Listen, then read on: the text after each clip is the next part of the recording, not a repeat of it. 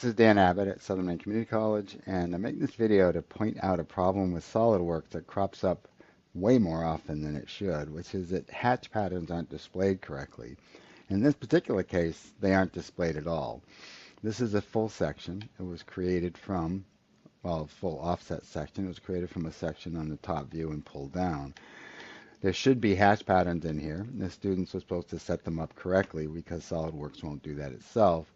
When I select it, it shows that there's a hatch pattern there. It shows that they changed something, which means they probably did adjust it properly. Same thing is here, same thing is here. So I know that the student put those hatch patterns in. So where are they? I'm not sure. But when this happens, and a lot of times what they'll do is the changes you make to the hatch pattern, the angles or the scale, will not be reflected.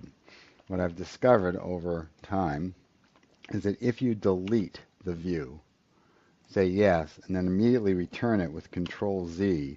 When it comes back, the hatch patterns are generally shown therefore correctly. I won't even say generally. Every time I've tried to had to try to do this, it's worked.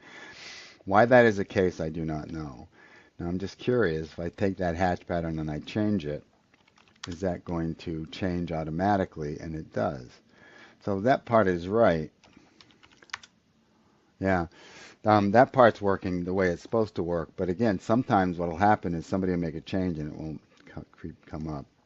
That shouldn't be there. So a few other things here. This was, done perfectly well by the student, but it didn't look like it was initially.